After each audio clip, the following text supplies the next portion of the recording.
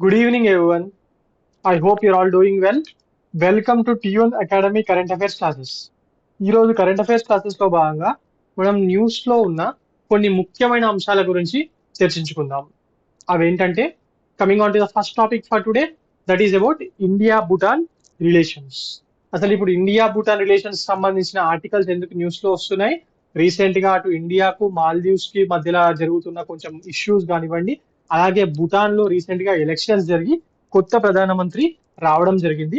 అందువల్ల దీనికి సంబంధించిన ఇష్యూ అనేది న్యూస్ లో ఉంది. మరి అసలు కొత్తగా ప్రమాణ స్వీకారం చేయబోయే ముఖ్యమంత్రి ఎవరిప్పుడు?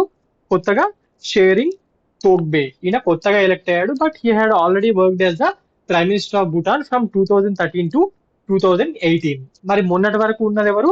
మొన్నటి వరకు ఉన్నది లోటే షెరాంగ్ గైస్. లోటే షెరాంగ్ మొన్నటి వరకు ఉన్నది లోటే షెరాంగ్. ఓకే, ఇప్పుడు కొత్తగా ఎలక్ట్ అయింది షేరింగ్ తోగ్బే. ఈ లోటే షెరెంగ్ కొంచెం చైనా వాళ్ళకి అనుకూలంగా ఉండి చైనాతో రిలేషన్షిప్స్ పెంపొందించడానికి ప్రయత్నించాడు.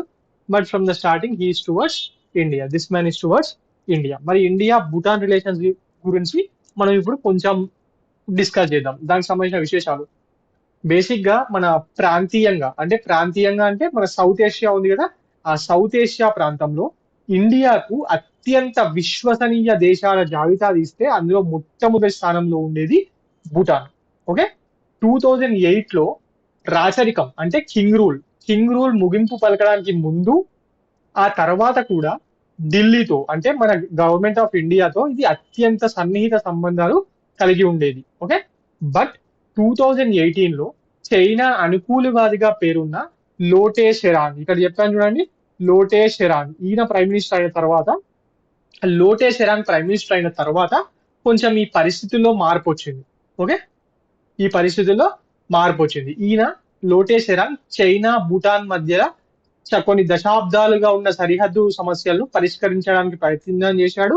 అలాగే చైనాతో ట్రేడ్ ని ఇంక్రీజ్ చేయడానికి కూడా ప్రయత్నం చేశాడు. ముఖ్యంగా వాయువ్య భూటాన్ లో చైనాకు భూటాన్ కి మధ్యలో 764 చదరపు కిలోమీటర్స్ వరకు 764 స్క్వేర్ కిలోమీటర్స్ ఏరియాలో కొంచెం ఇష్యూ ఉందండి. ఈ ల్యాండ్ అంతా మాదే అని చైనా వాదిస్తూ ఉంటుంది. దానికి అది కాదు అని చెప్పి భూటాన్ వాళ్ళు వాదిస్తూ ఉంటారు. భూటాన్ కి సపోర్ట్ గా మనం ఎప్పుడు నిలుస్తూ ఉంటాం. ముఖ్యంగా ఇవి ఏ ఏరియాస్ అంటే ఈస్టర్న్ భూటాన్ లో ఉన్న ఈస్టర్న్ భూటాన్ లో సాక్టేంగ్ వైల్డ్ లైఫ్ శాంక్చురీ అని ఒకటి ఉంటుందండి. ఓకే, సాక్టేంగ్ వైల్డ్ లైఫ్ శాంక్చురీ అని ఉంటుంది. ఆ ఏరియా మరియు డోక్లామ్ ఏరియా. ఈ డోక్లామ్ ఏరియా గుర్తుంది కదా, 2017 లో ఇండియాకు చైనాకు మధ్యలో స్టాండ్ ఆఫ్ జరిగింది, military stand of for more than 3 months. ఈ డోక్లామ్ ఏరియా గురించి ఈ రెండు ప్రాంతాలని చైనా వాళ్ళు ఇది భూటాన్వి కాదు మావి మాత్రమే అని చెప్పి అంటున్నారు. అండ్ ముఖ్యంగా ఇందులో బీజింగ్ వాళ్ళు ఈ డోక్లామ్ పీఠభూమి, that is Doklam plateau area ఉంది కదా, దీని మీద ఎక్కువగా కన్నేసి దీని మీదకి గొడవకు వస్తున్నారు. ఇది ట్రై జంక్షన్ అండి. అటు భూటాన్, ఇటు ఇండియా, ఇటు చైనా, ఈ మూడు దేశాల సరిహద్దులోనే ఈ డోక్లామ్ పీఠభూమి అనేది ఉంటుంది. ఒక్కోసారి ఆ డోక్లామ్ పీఠభూమి, దట్ ఈస్ డోక్లామ్ ప్లాట్యూ అనేది చైనా వాళ్లకు చిక్కితే దాని ద్వారా మన ఇండియా నార్త్ ఈస్ట్ కనెక్ట్ అయ్యే రోడ్ ఉంది కదా, చికెన్స్ నెక్ అని అంటూ ఉంటాము, వెస్ట్ బెంగాల్ నుంచి అస్సాంకి కనెక్ట్ అయ్యే దారిలో చిన్న కోడి మెడలాగా ఒక చిన్న ప్రాంతం ఉంటుందండి. డార్జిలింగ్ దాటిన తర్వాత ఆ ఏరియాకు వీళ్ళు డైరెక్ట్ గా అటాక్ చేసే పరిస్థితుల్లో ఉంటారు. అందువల్లనే ఇండియా భూటాన్ మీద చాలా ప్రెషర్ తీసుకొస్తుంది ఈ విషయానికి సంబంధించి. ఎట్టి పరిస్థితుల్లో తగ్గద్దు, ఏమున్నా మేము చూసుకుంటామని చెప్పి. Okay right. మరి ఈ డోక్లాం గురించి ఇందాక చెప్పాను.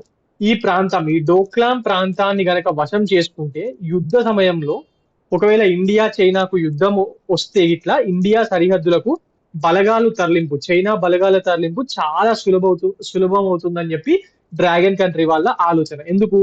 ఇండియా బార్డర్స్ నుంచి చైనా యొక్క మెయిన్ ఏరియాస్ అంటే ఈ టిబెట్ ఏరియా ఉంది, బట్ ఆ టిబెట్ ఏరియాలో పాపులేషన్ తక్కువ, ప్లాట్యూ, సో అక్కడ టెంపరేచర్స్ అనుకూలంగా ఉన్నాయి, హిమాలయాస్ ఉంటాయి కాబట్టి వాళ్ళ ఆర్మీని ఎప్పుడు అక్కడ బేస్ చేసి ఉండరండి. ఓకే, మెయిన్ గా బీజింగ్ చుట్టుపక్కల పరిసరాలు అండ్ ఈస్టర్న్ చైనా ఉంది కదా, అక్కడ మాత్రమే ఎక్కువగా ఉంటుంది. ఒకవేళ యుద్ధానికి అవసరం అయితే స్పాట్ లో తీసుకురావడానికి, డోక్లాం ఏరియా వరకు తీసుకురావడానికి రోడ్స్ ముందుగానే నిర్వహించుకోవచ్చు అని చెప్పి వాళ్ళ ఉద్దేశం.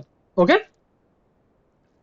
దీంట్లో భాగంగానే భూటాన్ తో చాలా సంవత్సరాలుగా చైనా వాళ్ళు బేరసారాలు జరుపుతున్నారు. ఎలాగంటే డోక్లాం ప్రాంతాన్ని మాకు ఇచ్చేస్తే ఇంకా వేరే ఏరియాలో కూడా కొన్ని వివాదాస్పద ప్రాంతాలు ఉన్నాయని చెప్పాను కదా. For example Sakteng wildlife sanctuary, అవన్నీ ఏ ఇష్యూ లేకుండా మేము సాల్వ్ చేసుకుంటాం మీతోని, మీకే ఇచ్చేస్తాము అని చెప్పి కొన్ని హక్కులు కల్పిస్తామని చెప్పి ఆశ చూపడానికి ప్రయత్నిస్తుంది. బట్ మన ఇండియాకు భూటాన్ కి ఒక అగ్రిమెంట్ ఉందండి ఆల్రెడీ. అదేంటంటే ఇండియా భూటాన్ రెండు దేశాలకు ప్రాధాన్యం ఉన్న ఏ అంశంలోనూ ఏకపక్షంగా నిర్ణయాలు తీసుకోవద్దని భారత్ భూటాన్ మధ్యలో ఒక ఒప్పందం ఉంది ఆల్రెడీ. అందువల్లనే ఈ చైనా వాళ్ళు ఎంత ట్రై చేస్తున్నా భూటాన్ వాళ్ళకు లొంగట్లేదు. ఓకే. దీంతో అసహనంతో చైనా వాళ్ళు కొద్ది కొద్దిగా డోక్లాం ఏరియాలోకి చొచ్చుకు రావడం ప్రారంభించారు. దీని వల్లనే 2017 లో ఆ డోక్లాం ఏరియాలో రోడ్డు నిర్మాణానికి ప్రయత్నిస్తున్న బీజింగ్ దళాలకు అక్కడ పహారా కాస్తున్న భారత బలగాలు అడ్డుకోవడం వల్ల అక్కడ ఒక 3 నెలలకు పైన గొడవ, ప్రాంతీయంగా ఒక ఉద్రిక్తత కారణమైందండి. ఓకే. ఎట్టకేలకు చర్చలు 3 months పాటు చర్చలు జరిపిన తర్వాత చర్చలు ఫలించి భారతీయ బలగాలు మన వాళ్ళు యాజ్ యూజువల్ గా పూర్తిగా వెనక్కి వెళ్లారు. బట్ చైనా బలగాలు మాత్రం ఇక్కడి వరకు అయితే వెళ్తాము అని చెప్పారు. అది నిలబెట్టుకోకుండా కొంచెం వరకు మాత్రమే వెళ్ళి వాళ్ళు వాళ్ళ వక్ర బుద్ధిని చూపించుకున్నారండి. ఓకే. రైట్. మరి బీజింగ్ కి థింపుకి మధ్యలో అధికారికంగా అఫీషియల్ గా దౌత్య సంబంధాలు, డిప్లొమాటిక్ రిలేషన్షిప్ అనేది ఎప్పటి నుంచో కూడా చైనాకు అండ్ భూటాన్ కి మధ్య లేవండి. 2013 వరకు లేవు. ఓకే. 2018 వరకు లేవు. బట్ లోటే షెరాంగ్ ఉన్నాడు కదా, 2018 లో ప్రైమ్ మినిస్టర్ అయ్యాడు భూటాన్ కి అని చెప్పాను. ఆయన ప్రధాని అయ్యాక ఆయన ఏం చేశాడు, చైనాతో కొంచెం రిలేషన్షిప్స్ పెంపొందించుకోవడము, వాళ్ళతో సన్నిహితంగా మెలగడము స్టార్ట్ చేశాడు. ఓకే. నిరుడు అంటే ఆ 2023లో ఆయన ప్రైమ్ మినిస్టర్ ఉండే కదా మొన్నటి దాకా, ఆయన చైనాతోని ఒక ఉమ్మడి సహకార ఒప్పందాన్ని ఉమ్మడి సహకార ఒప్పందాన్ని సంతకం చేశాడండి. ఉమ్మడి సహకార ఒప్పందం అంటే మ్యూచువల్ కోఆపరేషన్ అగ్రిమెంట్ మీద ఆయన సంతకం చేయడం జరిగింది. అండ్ కొన్ని సరిహద్దు వివాదాల పరిష్కారం కోసము రెండు దేశాలకు సంబంధించి ఒక సాంకేతిక బృందాన్ని కూడా ఆయన ఏర్పాటు చేయించడం జరిగింది. అండ్ ఆల్సో ఆయన చైనాకు ఫేవర్ గా మాట్లాడుతూ ఇప్పటి వరకు చైనా మా దేశంలో దట్ ఈస్ భూటాన్ లో ఎలాంటి ఆక్రమణకు పాల్పడలేదని కూడా స్టేట్మెంట్స్ ఇచ్చాడండి. ఈ స్టేట్మెంట్ ఎందుకంటే ఇండియాకు తెలుసు ఏమని, ఆ డోక్లాం ఏరియాలో ఆల్రెడీ కొంచెం చొచ్చుకొచ్చి ఉన్నారు చైనీస్ ఫోర్సెస్ అని చెప్పి. బట్ స్టిల్ ఇలా మాట్లాడడంతో మన దేశం డిప్లొమాట్స్ లో కొంచెం ఆందోళన, ఒక రకమైన భయం కూడా స్టార్ట్ అయ్యాయి. ఓకే. సో మరి ఈ మధ్య ఈ లోటే ఓకే, ఈ లోటే షేరింగ్ ఉన్నాడు కదా, ఈయన అధికారంలోకి దిగిపోయి మన ఇండియా అనుకూలుడిగా పేరున్న షేరింగ్ తోబ్గే ఈయన మళ్ళీ ప్రధాని కావడంతో కొంచెం పరిస్థితులు మళ్ళీ ఇండియా సైడ్ గా టిల్ట్ అవుతాయని చెప్పి, పరిస్థితులు ఎప్పటిలాగానే ఉంటాయని చెప్పి మన డిప్లొమాట్స్ భావిస్తున్నారు. ఓకే. దిస్ షేరింగ్ తోబ్గే 2013 నుంచి 2018 మధ్య కాలంలో ఆల్రెడీ ప్రైమ్ మినిస్టర్ గా ఉన్నాడండి. ఆ సమయంలో న్యూఢిల్లీతో చాలా సన్నిహితంగా ఉండేవారు. మన మోడీ గారు 2014లో ప్రైమ్ మినిస్టర్ అయిన తర్వాత ఆయన చేసిన మొట్టమొదటి విదేశీ పర్యటన ఎక్కడికి వెళ్ళారు మీకు గుర్తుందా? ఓకే, ఫ్రెషర్స్ కి గుర్తుండదు. బట్ కొన్ని సంవత్సరాల నుంచి ఇంటర్నేషనల్ రిలేషన్స్ ఫాలో అవుతున్న వాళ్ళకి తెలిసే ఉంటుంది. ఆయన చేసిన మొట్టమొదటి పర్యటన భూటాన్ అండి. ఇండియా లాంటి పెద్ద దేశానికి సంబంధించిన ప్రైమ్ మినిస్టర్ ఒక అంత చిన్న దేశానికి వెళ్తాడని ఎవ్వరు అనుకోలేడు. బట్ మనకు స్ట్రాటజికలీ ఇది ఎంత ఇంపార్టెంటో మన డిప్లొమాట్స్ కి తెలుసు కాబట్టి మన భారత ప్రధాని నరేంద్ర మోడీ గారి యొక్క పర్యటన భూటాన్ లో చేపట్టడం జరిగింది. ఓకే. ఆ టైంలో ఇండియా భూటాన్ రిలేషన్షిప్స్ అనేవి చాలా స్ట్రాంగ్ గా ఉండడానికి అటు నరేంద్ర మోడీ గారు అటు సైడ్ నుంచి భూటాన్ సైడ్ నుంచి షేరింగ్ తోగ్బే కూడా చాలా ప్రయత్నాలు చేశారు. మరి ఇప్పుడు ప్రస్తుత రిలేషన్షిప్స్ ఎలా ఉన్నాయి అంటే, ప్రస్తుతం కోవిడ్ తర్వాత కాలంలో భూటాన్ చాలా ఎకనామిక్ ఇష్యూస్ తో సతమతమవుతుందండి. ఎందుకు? కోవిడ్ టైంలో ముఖ్యంగా వాళ్ళ ఆదాయం దేని ద్వారా వస్తుంది? టూరిజం ద్వారా వస్తుంది. కోవిడ్ తర్వాత భూటాన్ దేశానికి ఈ టూరిస్టులు వెళ్ళడం అనేది చాలా తగ్గిపోయిందండి. ఇండియా నుంచి మాత్రమే కాకుండా చుట్టుపక్కల ఏషియన్ కంట్రీస్ నుంచి వరల్డ్ వైడ్ రావడం చాలా తగ్గిపోయింది. దానివల్ల ఏం జరిగింది? టూరిజం మీద ఆధారపడి ఉన్న దేశం కదా, వీళ్ళు వెళ్ళకపోయేసరికి టూరిజం సెక్టర్ చాలా పడిపోవడంతో అన్ఎంప్లాయ్మెంట్ రేట్ కూడా చాలా పెరిగిందండి. అన్ఎంప్లాయ్మెంట్ రేట్ 30% కి చేరుకుందంట. అక్కడ ఉండే పాపులేషనే 8 lakhs. అందులో వర్కింగ్ పాపులేషన్ ఎంత ఉంటారు? ముసలోళ్ళు, చిల్డ్రన్ వీళ్ళందరినీ తీసేస్తే వర్కింగ్ పాపులేషన్ నా అంటే 4 to 5 lakhs ఉంటారు. అందులో నుంచి 30% ఆఫ్ ద పీపుల్ కి ఉద్యోగాలు లేని పరిస్థితి. అందులో నుంచి 30% ఆఫ్ ద పీపుల్ కి ఉద్యోగాలు లేని పరిస్థితి. సో అక్కడ ఉన్న చాలా మంది విద్యార్థులు, చదువుకున్న వాళ్ళు ఉద్యోగాలు లేక విదేశాలకు వెళ్ళిపోవడం స్టార్ట్ చేశారు. ఓకే. మరి ఇప్పుడు కొత్తగా ఎలక్ట్ అయిన షేరింగ్ తోగ్బే ముందున్న ముఖ్యమైన బాధ్యత ఏంటి? అక్కడ ప్రజలను వాళ్ళ ఆర్థిక కష్టాల నుంచి గట్టెక్కించడమే ఈయన ముందున్న అతిపెద్ద బాధ్యత. మరి దానికి ఆయన ఒక్కోతోనే అవుతుందా? లేదు. అక్కడ నుంచి వాళ్ళ కింగ్ కూడా ఎప్పుడు హెల్ప్ చేస్తూ ఉంటాడు. ఎలాంటి విషయాలు ఉన్నా కూడా, అంటే వాళ్ళకు రూల్ పోయినా అది కాన్స్టిట్యూషనల్ మొనార్కీయే ఉంది ఇప్పటికీ. ఇంతకు ముందు ఉన్న రాజ్యవంశం ఉంది కదా, ఆ రాజ్యవంశం వాళ్ళు ఎప్పుడు హెల్ప్ చేయడంలో ముందు ఉంటారు ఆ దేశం కోసం. ఆ దేశంలో చాలా పాపులర్ అండి ఇప్పటికీ కూడా. బ్రిటన్ రాణి వాళ్ళ కుటుంబం ఎంత ఫేమస్, భూటాన్ లో వాళ్ళ రాజులు కూడా అంతే ఫేమస్ అండి. Okay, they will stand for Bhutan on in every aspect. Okay. And from our side India కూడా ఆ ఎకనామిక్ ప్రాబ్లమ్స్ నుంచి బయటపడాలంటే భూటాన్కి ఇప్పుడు ఇండియా అవసరం కూడా ఇండియా అండ కూడా చాలా అవసరం. ఓకే. ఎందుకంటే భూటాన్ కి మన దేశమే అతిపెద్ద ఆర్థిక భాగస్వామి. ఎకనామికలీ చూసుకున్నప్పుడు trade and everything related issues లో India is the largest partner. Okay. And trade మాత్రమే కాకుండా మన జల విద్యుత్ రంగం ఉంది కదా, జల విద్యుత్ రంగంలో కూడా అక్కడ ప్రాజెక్ట్స్ కట్టడము, అక్కడ నుంచి వచ్చే ఎలక్ట్రిసిటీని కొనడము, ఆ ఎకో సిస్టమ్ డెవలప్ కావడానికి ఇండియానే ఇప్పటి వరకు చాలా సంవత్సరాల నుంచి చాలా చాలా తోడ్పాటును అందించింది. మనం అక్కడ చాలా ఎలక్ట్రిసిటీ ప్రాజెక్ట్స్, ఇన్ఫ్రాస్ట్రక్చర్ ప్రాజెక్ట్స్ ఇవన్నీ మనం ఆల్రెడీ చాలా కట్టున్నాం. ఓకే. సో ఇవన్నీ ఉండడం వల్ల ఈయన ఆల్రెడీ మన ఇండియాతో ఇప్పుడు కొత్తగా ఎన్నికైన పిఎం ఉన్నాడు కదా, ఏం పేరని చెప్పాను? షేరింగ్ తోగ్బే. ఈయన రాబోయే కాలంలో ఇండియాకు మంచి మంచి ప్రాధాన్యం ఇస్తాడు అనేది అందరూ మాట్లాడుకుంటున్న విషయం. అండ్ రీసెంట్ గానే for the first time India Bhutan మధ్యలో ఒక రైల్వే లైన్ కూడా స్టార్ట్ అయిందండి. అది అస్సాంలోని కోక్రాగర్ జర్ అనే ప్రాంతం నుంచి భూటాన్ లో గెలేపు భూటాన్ లో గెలేపు వరకు ఈ రైల్వే మార్గం ఏర్పాటు పనులకు ప్రతిపాదనలు, మరికొన్ని అనుసంధానానికి సంబంధించిన ప్రాజెక్టులకు సంబంధించి రెండు దేశాల మధ్యలో ఎంఓయు కుదరం జరిగింది. ఓకే. మరి మన ఇండియాకి సంబంధించినంత వరకు ఇది స్ట్రాటజికలీ వెరీ ఇంపార్టెంట్ కంట్రీ. అటు సార్క్ లో భాగస్వామ్యం ఉన్న కంట్రీ అండ్ ఇండియాకు చైనాకు మధ్యలో ఉన్న దేశం. మన సెక్యూరిటీకి విషయంలో చాలా important.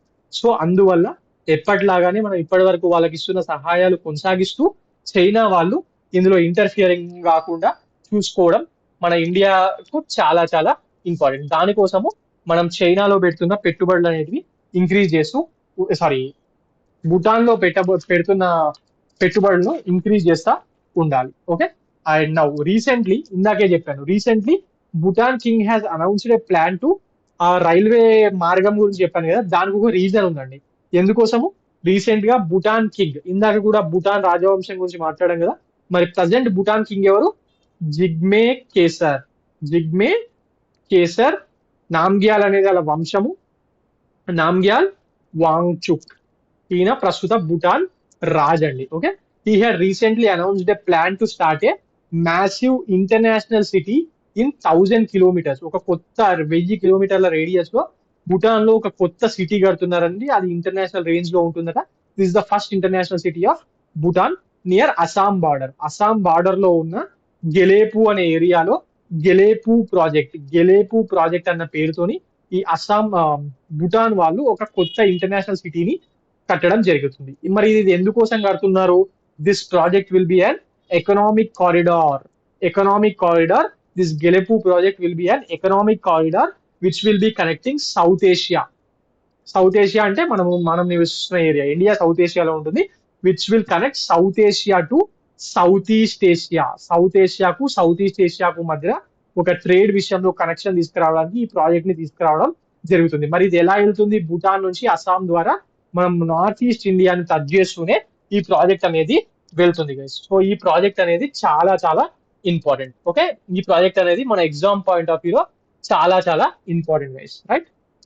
Coming on to the next topic for today, that is war in middle east. Middle east లో యుద్ధాలు మనం చూస్తానే ఉన్నాం కదా. దేనికి సంబంధించిన యుద్ధాలు జరుగుతున్నాయి? ఫస్ట్ మిడిల్ ఈస్ట్ లో యుద్ధం స్టార్ట్ అయింది ఈ మధ్య కాలంలో? హమాస్ వాళ్ళు అటాక్ చేశారు కదా, హమాస్ అటాకింగ్ ఇజ్రాయెల్. కొత్త సంవత్సరం స్టార్ట్ అయిందో లేదో ఈ యుద్ధాలతోనే స్టార్ట్ అయింది. 2023 యుద్ధంతోనే స్టార్ట్ అయింది. దాని తర్వాత ఇజ్రాయెల్ వాళ్ళు కౌంటర్ అటాక్ చేసి మొత్తం గాజా అనే ప్రాంతం వరల్డ్ మ్యాప్ లో లేకుండా ప్రయత్నిస్తున్నారు అని చెప్పే విధంగా అటాక్ చేస్తున్నారండి. ఎన్ని వేల మంది చచ్చిపోతున్నారో లెక్కే లేదు. అసలు గాజా అనేది మనుషులు ఉండడానికి పనికి రాకుండా పోయే పరిస్థితులు వచ్చేటట్టుగా ఇజ్రాయెల్ వాళ్ళు అటాక్ చేస్తున్నారు. అండ్ ఇజ్రాయెల్ ఒక గాజాలోనే మాత్రమే కాకుండా ఈ హమాస్ లీడర్స్, ఇది ఇక్కడ మ్యాప్ చూడండి, I change the pen colour.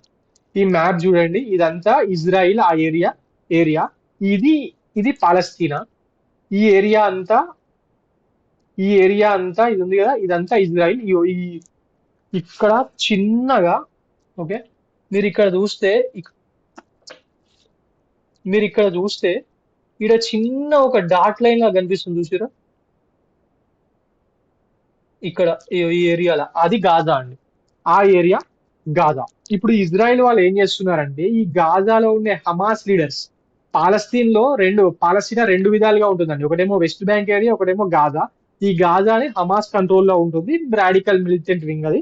వాళ్ళకి సంబంధించిన లీడర్స్ కొందరు లెబనన్ లో తలదాచుకుంటే, లెబనన్ క్యాపిటల్ సిటీ అయిన బీరూట్ లో, ఇది లెబనన్ క్యాపిటల్ సిటీ అయిన బీరూట్ లో తలదాచుకుంటే వాళ్ళకు కూడా అటాక్ చేశారండి. లెబనన్ గవర్నమెంట్ కి చెప్పకుండా ఇజ్రాయెల్ వాళ్ళు వాళ్ళని కూడా అటాక్ చేశారు. సో దట్ లెబనన్ కూడా రేపొద్దున యుద్ధంలోకి వచ్చే పరిస్థితులు కనిపిస్తున్నాయి. ఎందుకు? అక్కడ హమాస్ లీడర్స్ దాక్కోవడం ఒకటి, ఆల్రెడీ లెబనన్ గవర్నమెంట్ లో భాగస్వామ్యం ఉన్న ఒక militant, similar to militant organization ఉంటుందండి ఒకటి, హెజ్బుల్లా అని. ఆ హెజ్బుల్లా వాళ్ళు కూడా లెబనన్ నుంచి ఇజ్రాయెల్ మీదకి డ్రోన్స్ ని ఫైర్ చేస్తూ ఉన్నారు. సో ఇలా ఇక్కడ ఇజ్రాయెల్ గాజా మాత్రమే కాకుండా ఆల్రెడీ లెబనన్ కూడా ఒక రకంగా యుద్ధంలో భాగస్వామ్యమై ఉంది. ఇప్పుడు అక్కడికి వరకు మాత్రమే ఆగుతుందా అంటే లేదండి. అక్కడికి వరకు మాత్రమే ఆగుతుందా? లేదు. ఎందుకు? ఆల్రెడీ ఈ యమన్ లో ఉన్న హౌతీ రెబల్స్ ఉన్నారు కదా, ఇది యమన్. ఈ యమన్ లో ఉన్న హౌతీ రెబల్స్ ఈ ఏరియా గుండా Mediterranean sea, red sea, gulf of Aden, ఇది రెడ్ సీ, ఇదంతా మెడిటేరియన్ సీ. ఇక్కడ ట్రేడ్ అనేది ఇంటర్నేషనల్లీ చాలా ఎక్కువ జరుగుతుంది. ఈ ఈ మార్గం గుండా ఇజ్రాయెల్ కి వెళ్ళేవి, లేకపోతే ఇజ్రాయెల్ పెట్టుబడులు ఉన్నవి, ఇలా ఏ ఉన్నా కూడా వాటి మీద అటాక్ చేస్తున్నారు ఇటు యమన్. మరి యమన్ లో ఉన్న హౌతీ రెబల్స్ కి సపోర్ట్ చేసే దేశం ఏంది? ఇరాన్ సపోర్ట్ తోని ఈ హౌతీ రెబల్స్ చెలరేగిపోతున్నారు. ఓకే, మనం ఇది చూస్తానే ఉన్నాం. సో ఇజ్రాయెల్ ఏం చేసింది? ఈ హౌతీ రెబల్స్ ఆపాలంటే డైరెక్ట్ హౌతీ రెబల్స్ మీద కాదు అటాక్ చేయాల్సింది, ఇరాన్ మీద అని చెప్పి అటాక్ చేయాలని చెప్పి ఈ ఇరాన్ లో కెర్మన్ అనే ఒక సిటీ ఉంటుందండి. అక్కడ ఇరాన్ కి చెందిన ఆల్రెడీ ఆయన చనిపోయాడు, ఇరాన్ రెవల్యూషనరీ గార్డ్స్ సంబంధించిన జనరల్ కాసిం సులేమానీ. ఈయనని డ్రోన్ అటాక్స్ లో ఆల్రెడీ యుఎస్ వాళ్ళు చంపేశారు. ఎప్పుడు యుఎస్ ఇజ్రాయెల్ కలిపి చంపేశాయి. ఆయన మెమోరియల్, ఆయన డెత్ అనివర్సరీ, ఆయన మెమోరియల్ దగ్గర జరుగుతున్న సమయంలో ట్విన్ బాంబ్ బ్లాస్ట్ చేసి చంపించడం జరిగింది. బయటకి ఏం చెప్తున్నారు?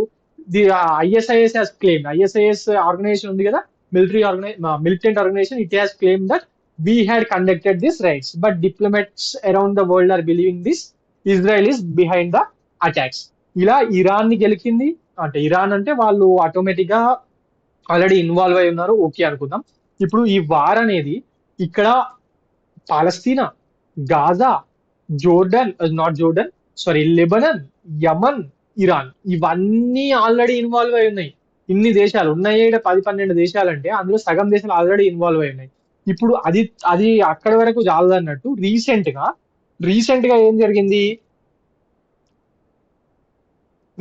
ఏం జరిగింది?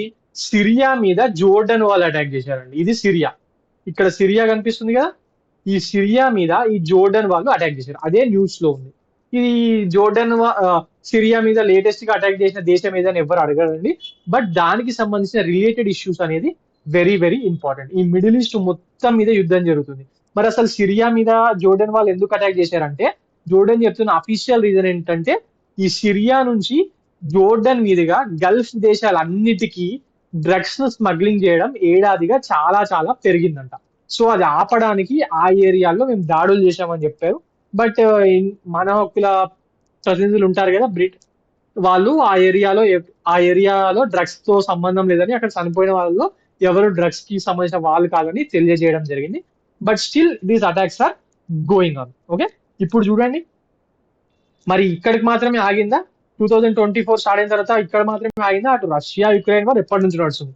అండ్ కొత్తగా ఒక 3 days నుంచి న్యూస్ లోకి ఏమొస్తుంది, ఇరాన్ వాళ్ళు పాకిస్తాన్ అటాక్ చేశారని చెప్పి. పాకిస్తాన్ లో బలూచిస్తాన్ ఏరియా ఉంది కదా, ఆ బలూచిస్తాన్ ఏరియాలో ఒక సున్నీ మిలిటెంట్ గ్రూప్ ఉంటుందండి, దాని పేరు జైష్ అల్ అదిల్. ఈ జైష్ అల్ అదిల్ కి అటు పాకిస్తాన్ ఇటు యుఎస్ కి సంబంధించిన ఆర్గనైజేషన్స్ ద్వారా ఫండింగ్ మిలిటరీ సపోర్ట్ అనేది అందుతుంటుంది అనేది డిప్లొమాట్స్ వర్గాల్లో మాట్లాడుకుంటా ఉంటారు. ఈ వీళ్ళు ఇరాన్ ఈ బార్డర్ ఏరియా ఉంది కదా, ఈ ఏరియాలో ఎప్పుడు అటాక్ చేస్తూ ఇరాన్ ను చిరాకు పెడతా ఉంటారు. అందువల్ల ఇరాన్ వాళ్ళు వాటి మీద ఈ సున్నీ మిలిటెంట్ ఆర్గనైజేషన్ అయిన జైష్ అల్ అదిల్ మీద ఇరాన్ వాళ్ళు అటాక్ చేయడం జరిగింది. మరి ఆ ఇరాన్ అటాక్ చేసినప్పుడు పాకిస్తాన్ కి చెప్పకుండా అటాక్ చేసినప్పుడు పాకిస్తాన్ వాళ్ళు తెలియలేదండి. వీళ్ళు అటాక్ చేసి మేము అటాక్ చేసామని ప్రకటించేదాకా రాడార్ సిస్టమ్, మిలిటరీ, వాళ్ళ ఐఎస్ఐ ఏవి కనుక్కోలేకపోయాయి. ఓకే, సో ఇప్పుడు పాకిస్తాన్ వాళ్ళు రిటాలియేట్ చేశారు. Pakistan air force has recently went in to Iran and attacked some places in Iran. Iran లో బలూచిస్తాన్ సపరేట్ బలూచిస్తాన్ దేశం కావాలని పోరాడుతున్న వాళ్ళు ఉన్నారు కదా, వాళ్ళు ఇరాన్ నుంచి ఆపరేట్ చేస్తూ ఉంటారు. వాళ్ళ మీద పాకిస్తాన్ ఎయిర్ ఫోర్స్ దాడి చేయడం జరిగింది. దానికి పెట్టిన కోడ్ నేమ్ ఉంది, అది ఇంపార్టెంట్ అండి, అది అడగచ్చు ఎగ్జామ్ లో. దాని కోడ్ నేమ్ మార్గ్ బర్గ్ సర్మాచార్. మార్గ్ బర్గ్ సర్మాచార్, ఈ పేరు ఇంపార్టెంట్ అండి. సర్మాచార్ అనేది ఇంపార్టెంట్. ఒకసారి చూడండి, మొత్తంగా వ్యూ చూసుకుంటే మిడిల్ ఈస్ట్ మొత్తం ఒక ఈజిప్ట్, టర్కీ ఇవి ముఖ్యమైన దేశాలు, ఇవి తప్ప. అండ్ సౌదీ ఆల్రెడీ వార్ లో ఉందండి. ఎందుకు? యమన్ హౌతీ రెబల్స్ మీద Saudi and its allies UAE, Oman ఇవన్నీ కలిపి దాడులు చేస్తున్నాయి. సో మిడిల్ ఈస్ట్ మొత్తం యుద్ధాలతో అతలాకుతలం అవుతుంది. ఇప్పుడు ఇరాన్ కి అటు రష్యా వాళ్ళు సపోర్ట్ చేస్తారు, ఇటు చైనా వాళ్ళు సపోర్ట్ చేస్తారు ఇండైరెక్ట్ గా. ఆల్రెడీ మనం న్యూస్ లో చూసాం, ఇరాన్ వాళ్ళు రష్యాకి సపోర్ట్ గా కొన్ని మిజైల్స్ అండ్ ఎయిర్ క్రాఫ్ట్స్ కూడా పంపించారు అవసరం ఉన్న సమయంలో యుక్రెయిన్ వార్కి సంబంధించి. ఇలా చూసుకుంటే ప్రపంచం మొత్తం యుద్ధాలతో సతమతం అవుతుందండి. ఈ టైంలోనే మన మహాత్మా గాంధీ గారు చెప్పిన నాన్ వైలెన్స్ అనే కాన్సెప్ట్ ఎంత ఇంపార్టెంటో ప్రపంచానికి తెలియవస్తుంది. సో ఇప్పుడు ఈ మ్యాపింగ్, యూపీఎస్సి వాళ్ళకు ఈ మ్యాపింగ్ మీద ఖచ్చితంగా ఎగ్జామ్స్ లో క్వశ్చన్స్ వస్తూ ఉంటాయి కదా. ఈ ఇయర్ ఈ మిడిల్ ఈస్ట్ మీద 100% క్వశ్చన్ పడుతుందండి. ఆల్రెడీ టీఎస్పీఎస్సి వాళ్ళకు కూడా మ్యాపింగ్ తెలంగాణ స్టేట్ కి సంబంధించి ఆల్రెడీ గ్రూప్ 1 లో 2 సార్లు అడిగారు. ఈసారి ఇదంతా ఇష్యూ ఉంది కాబట్టి అడిగే అవకాశాలు ఎక్కువగా ఉన్నాయండి. తెలంగాణ ప్రాంతానికి సంబంధించిన విద్యార్థులకు, ఆస్పిరెంట్స్ కి బరాబర్ దీని మీద క్వశ్చన్ ఈసారి ఎక్స్పెక్ట్ చేయొచ్చు. సో ఈ గల్ఫ్ ఆఫ్ ఐడన్ ఎక్కడ ఉంది, Yemen Houthi rebels, and Saudi, మన ఇజ్రాయెల్, గాజాలో ఉన్న మిలిటెంట్ గ్రూప్ హమాస్, అలాగే లెబనన్ లో ఉన్న మిలిటెంట్ గ్రూప్ హజ్బుల్లా, ఇవన్నిటి గురించి తెలుసుకోవడం చాలా చాలా ఇంపార్టెంట్. అలాగే మ్యాప్ పాయింట్ ఆఫ్ వ్యూలో కూడా ఈ టాపిక్ అనేది చాలా ఇంపార్టెంట్ అండి. అండ్ రీసెంట్ గా మళ్ళీ మన భారతదేశానికి వస్తున్న ఒక నౌక మీద ఈ హౌతీస్ వాళ్ళు అటాక్ చేయడం జరిగింది. భారత నౌకాదళం వాళ్ళు అప్రోప్రియేట్ టైంలో రియాక్ట్ అయ్యి దాన్ని కాపాడారు. బట్ ఎవరు కాపాడారు, ఎవరి మీద అటాక్ చేశారు, ఇదంతా అవసరం రాదు. Okay, right. Now coming on to the next topic for today, that is about gold reserves అండి. గోల్డ్ రిజర్వ్స్ అనేది న్యూస్ లో ఉంది. ఈ రీసెంట్ గా ఫోర్బ్స్ అనే పత్రిక ఉంటుంది కదా, మ్యాగజైన్, వాళ్ళు top 10 nations with the largest gold reserves ఏవి అని చెప్పి ఒక లిస్ట్ ని ప్రకటించడం జరిగింది. అందువల్ల ఇది న్యూస్ లో ఉందండి. ఓకే, మరి అసలు ఈ బంగారపు నిల్వలు అనేవి ఒక దేశానికి సంబంధించిన ఆర్థిక స్థిరత్వానికి సంబంధించి చాలా చాలా కీలకం అండి. అండ్ ఇప్పుడు 2024 లో ఇంకా వెరీ ఇంపార్టెంట్. ఎందుకంటే ప్రపంచంలో యుద్ధాలు ఇష్టం ఉన్నట్టుగా జరుగుతున్నాయి. ఎప్పుడు ఎక్కడ యుద్ధం జరుగుతుందో, ఎందుకు యుద్ధం జరుగుతుందో అర్థం అవట్లేదు. సో మిడిల్ ఈస్ట్ లో యుద్ధాలు జరిగినప్పుడు ఆ పెట్రోల్ రేట్స్ పెరగడము, ఇష్టం ఉన్నట్టు అవ్వడము జరుగుతూ ఉంటాయి కదా. సో ఇలాంటి సందర్భంలో ఇవి గోల్డ్ రిజర్వ్స్ అనేది చాలా చాలా ఇంపార్టెంట్ అవుతాయి. అందువల్లనే ప్రతి దేశం ఎంతో కొంత బంగారాన్ని నిల్వ చేసుకోవడానికి ప్రయత్నిస్తూనే ఉన్నాయి. ఇప్పుడు ఇంకా పెంచుకుంటున్నాయి, వీలన్నప్పుడల్లా వాటిని పెంచుకుంటూ ఉంటాయి. ఇప్పుడు ఈ టైంలో ఇంకా ఎక్కువగా పెంచుకుంటూ ఉంటాయి. అండ్ ఆల్సో దేశాల కరెన్సీ విలువను కూడా ఈ బంగారపు నిల్వలు ప్రభావితం చేసేవి ఇంతకు ముందు, బట్ ఇప్పుడు చేయట్లేదు. ఓకే, అండ్ మరి గోల్డ్ ఎందుకు అంటే చాలా మంది ప్రజలు దేశాలు కూడా, గవర్నమెంట్లు కూడా వీటిని సురక్షితమైన పెట్టుబడుల మార్గంగా సాధనంగా దీన్ని పరిగణిస్తా ఉంటారు. ఓకే, అందువల్లనే చాలా దేశాలు వాళ్ళ రిజర్వ్ బ్యాంక్స్ ఈ గోల్డ్ లో పెట్టుబడులు పెడతా ఉంటారు. మరి టాప్ 10 దేశాల లిస్ట్ ని రీసెంట్ గా ఫోర్బ్స్ వాళ్ళు రిలీజ్ చేయడం జరిగింది. ఇప్పుడు ఆ దేశాల లిస్ట్ ఏంటో మనం చూద్దాం. Okay, right. Now coming on to the list. First place లో ఎవరున్నారు? ఫస్ట్ ప్లేస్ లో యుఎస్ఏ. ఫస్ట్ ప్లేస్ లో ఉన్నది యుఎస్ఏ. వీళ్ళ దగ్గర 8,133 టన్స్ ఆఫ్ గోల్డ్ ఉందంట. 8,133 టన్స్. దీన్ని కంపేర్ చేస్తే $1,000,000 లో చూస్తే 4,89,000. దీని వాల్యూ 4.89 lakhs అనుకుంటా. $1,000,000 అంటాం. ఓకే, $4.89 million అంట. Okay, $1,00,000 okay. నా సెకండ్ ప్లేస్ లో ఎవరున్నారు? First USA. ఎంత ఉంది? 8,133 టన్స్ అన్నాను కదా. మరి సెకండ్ ప్లేస్ లో ఉన్నది ఎవరు? సెకండ్ ప్లేస్ లో జర్మనీ వాళ్ళు ఉన్నారు విత్ 3,352 టన్స్. థర్డ్ ప్లేస్ లో ఇటలీ, ఫోర్త్ ప్లేస్ లో ఫ్రాన్స్, ఫిఫ్త్ రష్యా. రష్యా వాళ్ళు కూడా చాలా ఎక్కువగా ఉంచుకుంటున్నారు, ఎందుకంటే రష్యా వాళ్ళ మీద ఈ డాలర్స్ ఇవ్వకుండా యుఎస్ఏ అన్ని చాలా శాంక్షన్స్ పెట్టాయి కదా, అందువల్ల రష్యా కూడా మెల్లమెల్లగా ఈ బంగారం నిల్వని పెంచుకుంటుంది. దాని తర్వాత చైనా 6th పొజిషన్ లో ఉంది, స్విట్జర్లాండ్ 7th పొజిషన్ లో, జపాన్ 8th పొజిషన్ లో, అండ్ 9th పొజిషన్ లో మన ఇండియా ఉందండి. ఇండియా పొజిషన్ మీద ఎగ్జామ్ లో రావచ్చు. ఫస్ట్ 3 కంట్రీస్, అండ్ తర్వాత ఫస్ట్ 5 కంట్రీస్, అండ్ తర్వాత ఇండియా. ఓకే, ఇండియా ఎంత? 9th position with 800.78 turns. 800.78 turns. Okay, 10th position లో ఎవరు ఉన్నారంటే Netherlands. Netherlands is in the 10th position. Okay, so బంగారం దాని వాల్యూ అసలు ఎందుకు, ఇవన్నీ మనం మాట్లాడుకుందాం. అలాగే ఈ టాప్ 10 పొజిషన్స్ అనేది కూడా చాలా చాలా ఇంపార్టెంట్ అవుతుంది. ఓకే, మరి ఎందుకోసం అని చెప్పాను?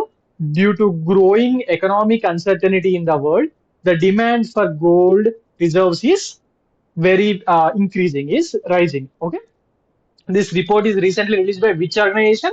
ఏ ఆర్గనైజేషన్ వాళ్ళు రిలీజ్ చేశారని చెప్పాను? ఫోర్బ్స్ వాళ్ళు రిలీజ్ చేయడం జరిగింది. Okay, and now coming on to the next topic for today, technology centres గా ఐటీఐ. ఐటీఐస్ ఉన్నాయి కదా మన ఇక్కడ. ముషీరాబాద్ నుంచి ఆర్టీసీ క్రాస్ రోడ్ వెళ్తుంటే, RTC cross road metro station పక్కనే ఒక ఐటీఐ ఉంటుందండి. ఆ ఐటీఐని చూస్తే మీకు అర్థమవుతుంది ఆ ఐటీఐస్ ఎంత దుర్లభమైన పరిస్థితుల్లో ఉన్నాయో దాన్ని చూస్తే అర్థమవుతుంది. వాటిని టెక్నాలజీ సెంటర్లుగా మార్చడానికి, ఒక టెక్నాలజీ సెంటర్స్ గా మార్చి అక్కడ కొత్త కొత్త టెక్నాలజీస్ అక్కడ ఉన్న స్టూడెంట్స్ కి నేర్పించి వాళ్ళకు ఉద్యోగాలు కల్పించే ఉద్దేశంతో రీసెంట్ గా గవర్నమెంట్ ఆఫ్ తెలంగాణ వాళ్ళు టాటా టాటా గ్రూప్ తెలుసు కదా, టాటా టెక్నాలజీస్ లిమిటెడ్ తో ఒక ఒప్పందం చేసుకోవడం జరిగింది. ఈ ఎంఓయు ప్రకారం వీళ్ళు ఇక్కడ ఈ ఐటీఐలను టెక్నాలజీ సెంటర్లుగా మార్చడంతో పాటు మొత్తంగా మన తెలంగాణ రాష్ట్రంలో కొత్తగా 1,500 కోట్ల రూపాయలు ఇన్వెస్ట్మెంట్ చేస్తామని చెప్పి వీళ్ళు ఎంఓయులో సంతకం చేయడం జరిగింది. మరి టాటా గ్రూప్ ఇప్పుడు చైర్మన్ ఎవరు? చంద్రశేఖరన్ అండి, రతన్ టాటా గారు కాదు. ఇప్పుడు Tata sons group chairman Chandrasekaran. Okay, so మరి ఈ మీటింగ్ లో ఏం మాట్లాడుకున్నారంటే, government of Telangana Congress government యొక్క విజన్ ఏంటంటే, ఈ ఐటీఐలో చదువుకున్న విద్యార్థులు తప్పనిసరిగా ఉపాధి లభించే విధంగా, అంటే జాబ్స్ లభించే విధంగా విద్యార్థులకు లేటెస్ట్ అడ్వాన్స్డ్ టెక్నాలజీ ద్వారా వాళ్ళ ఎడ్యుకేషన్ ని చెప్పించడానికి ఈ టాటా గ్రూప్ తో ఇది ఒక ఒప్పందం కుదుర్చుకోవడం జరిగింది. ఓకే, ఐటీఐలో ఒక షార్ట్ టర్మ్, లాంగ్ టర్మ్ కోర్సులు ఉంటాయి.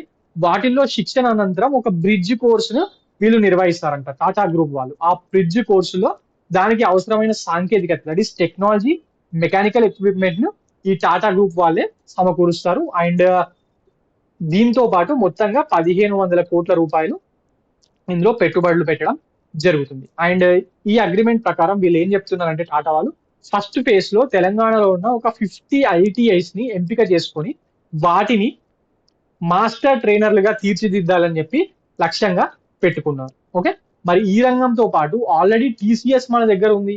టీసీఎస్ లో హైదరాబాద్ క్యాంపస్ లో 80,000 మెంబర్స్ ఎంప్లాయీస్ వర్క్ చేస్తున్నారంట. అంటే మొత్తం కలిపి ఓన్లీ సాఫ్ట్వేర్ ఎంప్లాయీస్ మాత్రమే కాకుండా క్యాబ్స్ ద్వారా పనిచేసే వాళ్ళు, అన్ని టైప్ ఆఫ్ ఎంప్లాయీస్ వాళ్ళందరూ 80,000 మెంబర్స్ పనిచేస్తున్నారట.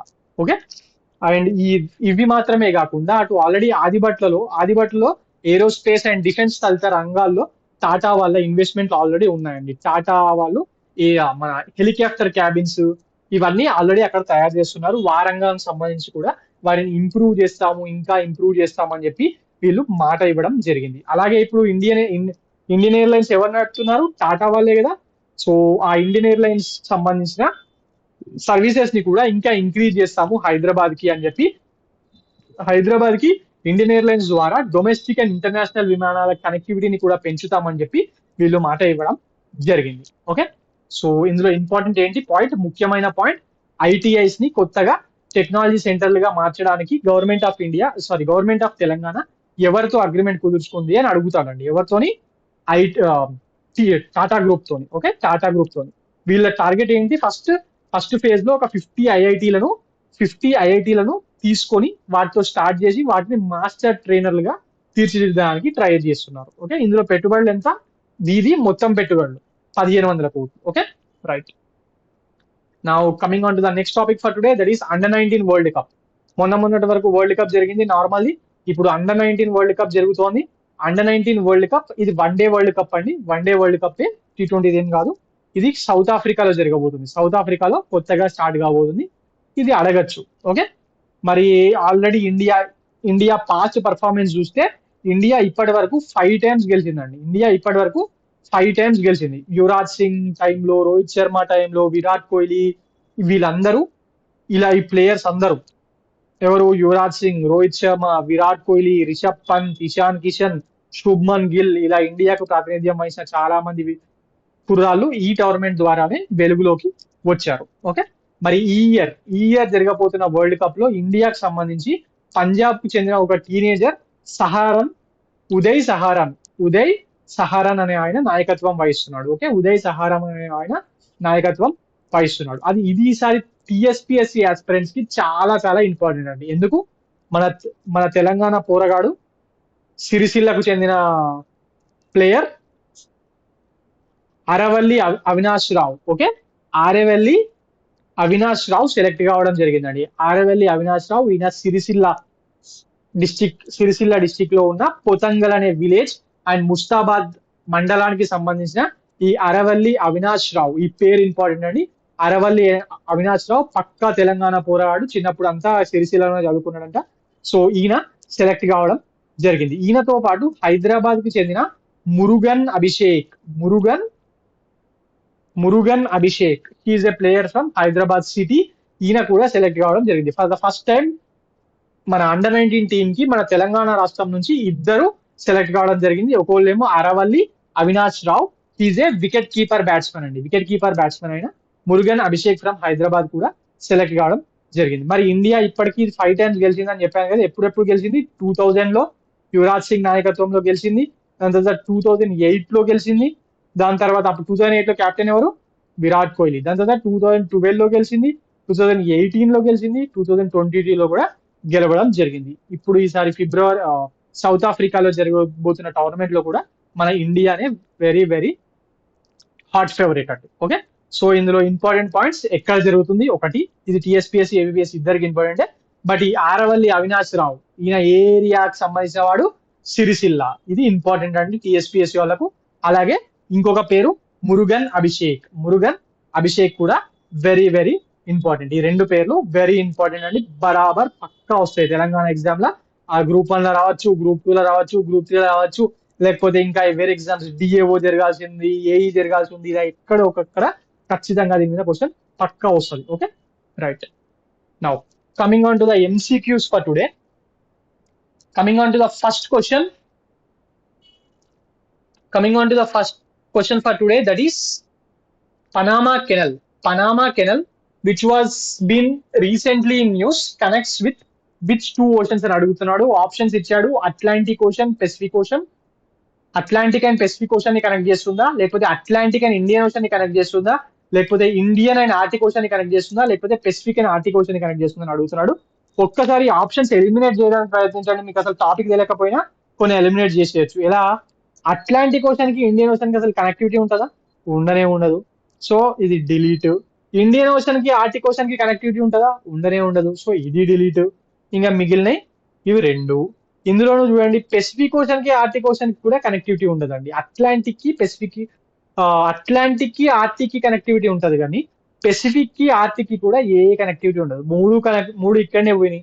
ఇక మిగిలింది అట్లాంటిక్ అండ్ పెసిఫిక్ ఓషన్ కదా. Yes, Atlantic and Pacific ocean is the answer. ఇప్పుడు మనం ఈ సబ్జెక్ట్ మాట్లాడుకుంటే, ఈ పనామా కెనాల్ అనేది North America and South America continents మధ్యలోకి వెళ్ళి ఇది పోతా ఉంటుందండి. ఇదే కనెక్ట్ చేస్తుంది, ఇదే డివైడ్ చేస్తుంది అనుకోవచ్చు. ఓకే, మరి ఇది అసలు రీసెంట్ గా న్యూస్ లో ఎందుకు ఉందంటే, the scientist have recently discovered A 22 million year old last forest in the Panama canal. Panama canal లో 22 మిలియన్ సంవత్సరాల కిందట మునిగిపోయిన ఫారెస్ట్ ని రీసెంట్ గా సైంటిస్టులు డిస్కవర్ చేశారంట. Okay, and this Panama canal is a crucial artificial waterway. ఇది ఒక ఆర్టిఫిషియల్ వాటర్ వే అండి. అదేమో అది మన ఇలా సూయస్ కెనాల్ ఎలాగో ఆర్టిఫిషియల్ వాటర్ వేనో, ఈ పనామా కెనాల్ కూడా ట్రేడ్ కోసం కట్టిన ఒక artificial water way. This which connects Atlantic ocean and Pacific ocean. Atlantic ocean and Pacific ocean. మీకు ఇది మ్యాప్ లో చూపిస్తాను, ఒకసారి చూడండి. ఇది ఈ ఏరియా ఉంది కదా, ఇక్కడ ఇది పనామా కెనాల్ అండి. ఇక్కడ నుంచి ఇలా ఇలా కనెక్ట్ అయి ఉంటుంది. ఈ ఏరియా చాలా చాలా ఇంపార్టెంట్ ఆ ట్రేడ్ కి సంబంధించినంత వరకు. ఒక 80 కిలోమీటర్స్ మాత్రమే ఉంటుందండి. ఒక 80 కిలోమీటర్స్ మాత్రమే ఉంటుంది. ఆ షిప్స్, పెద్ద పెద్ద షిప్స్ పాస్ కావడానికి వాటర్ లెవెల్స్ అడ్జస్ట్ చేసుకుంటా దీన్ని కట్టడం జరిగింది. బేసిక్ గా దీన్ని 1881 లో ఫ్రాన్స్ వాళ్ళు వాళ్ళ అవసరాల కోసం ఇనిషియేట్ చేయడం జరిగింది, కొలోనియల్ పీరియడ్ లో. దాని తర్వాత 1904 లో United states of America has taken over from France, and they have completed this canal by 1999. 1999 వరకు మొత్తంగా దీన్ని కంప్లీట్ చేయడం జరిగింది. దాని తర్వాత కంప్లీట్ చేయడం కాదు, యుఎస్ఏ వాళ్ళు 1999 వరకు దీన్ని మేనేజ్ చేశారు, వాళ్ళ కంట్రోల్లో ఉంది. 2000 నుంచి ద కంట్రీ కాల్డ్ పనామా, ఏ దేశం నుంచి అయితే వెళ్తుందో దాని పేరు మీదే పనామా కెనాల్ అని పెట్టారు, వాళ్ళ కంట్రోల్లోనే ఇది ఉంది. Because of a treaty called Torrijos Carter treaty అని ఒకటి ఉంటుంది 1977 లో, ఆ రెండు దేశాల మధ్య కుదిరాయి. ఇది ఆ టైంలో ఉన్న ప్రైమ్ మినిస్టర్ల పేర్లు.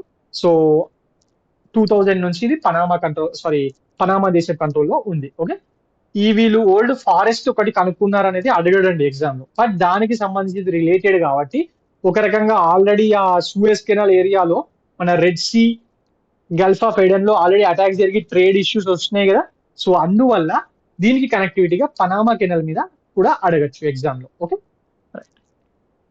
Now coming on to the next question for today, that is recently Telangana collaborated with which organization to establish Center for Fourth Industrial Revolution? Center for Fourth Industrial Revolution. మనం ఆల్రెడీ క్లాస్ లో చదువుకున్నాం, ఇంతకు ముందు class లో explain చేశాను. దీని గురించి ఒకసారి చూడండి. ఇది టీఎస్పీఎస్సీ వాళ్ళకు వెరీ వెరీ ఇంపార్టెంట్ అండి. ఎందుకంటే గవర్నమెంట్ ఆఫ్ తెలంగాణ రేవంత్ రెడ్డి గారు వెళ్ళి దావోస్ లో మీటింగ్ లో దీన్ని కుదుర్చుకోవడం జరిగింది. దావోస్ మీటింగ్ ఎవరు పెడుతూ ఉంటారు ప్రతి year? World Economic Forum.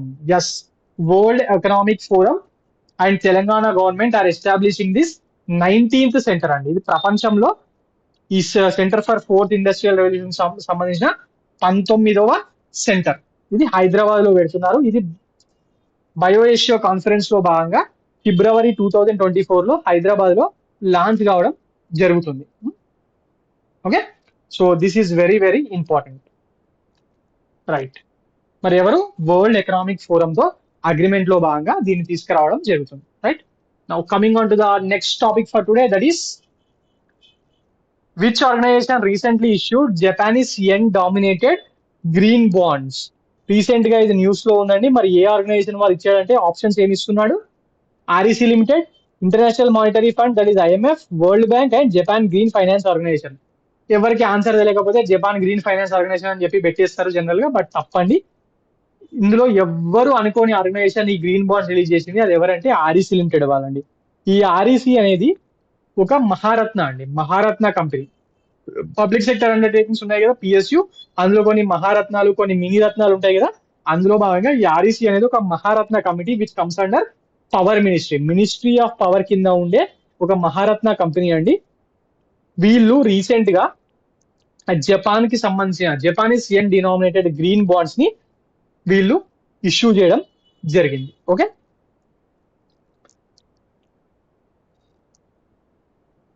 And this is the first green bond. This is the first yen green bond. Yen green bond issued by Indian పిఎస్యులో ఇప్పటి వరకు ఎవ్వరూ రిలీజ్ చేయలేదు.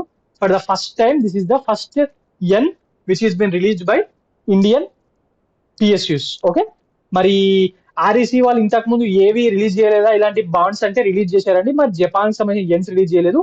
REC this is the 11th time. Okay, right. Now coming on to the next question for today, that is recently which state was ranked as the best performance in the Indian startup ecosystem ranking for 2022. Indian startup ecosystem ranking for 2022. Okay, మరి ఎవరికి ఇచ్చారు? తమిళనాడుకి ఇవ్వడం జరిగిందండి. Tamil Nadu has secured the title of the best performance state in 2022 startup India state startup rankings. ఇవి దీంట్లో భాగంగా తమిళనాడు వాళ్ళకు ఇవ్వడం జరిగింది. Okay, right. దాని తర్వాత నిలిచిన places, this ranking also recognized Gujarat, Karnataka, Kerala, Himachal Pradesh ని బెస్ట్ పర్ఫార్మెన్స్ గా ఇది రికగ్నైజ్ చేయడం జరిగింది. అండ్ మహారాష్ట్ర, ఒడిస్సా, పంజాబ్ అండ్ మన తెలంగాణ స్టేట్ ఉంది కదా, వీటిని ఈ స్టార్టప్స్ లో భాగంగా లీడర్స్ గా రికగ్నైజ్ చేయడం జరిగింది. బట్ బెస్ట్ పర్ఫార్మర్ ఎవరికి వచ్చిందంటే తమిళనాడుకు వచ్చిందండి. స్టార్టప్స్ మీద ఎగ్జామ్స్ లో క్వశ్చన్స్ వస్తున్నాయి. సో మరి ఇప్పటి వరకు తమిళనాడులో మొత్తంగా స్టార్టప్ ఇండియా స్కీమ్ కింద 7,600 స్టార్టప్స్ రిజిస్టర్ అయ్యాయి ఉన్నాయంట. అందులోనూ 2,250 స్టార్టప్స్ రీసెంట్ గా 2022 లోనే రిజిస్టర్ అయ్యాయి. అందువల్లనే దీనికి బెస్ట్ పర్ఫార్మర్ అవార్డు ఇవ్వడం జరిగింది. ఓకే, ఇదండి ఈ రోజు current affairs. For more current affairs like this please visit T1 Academy. Thank you.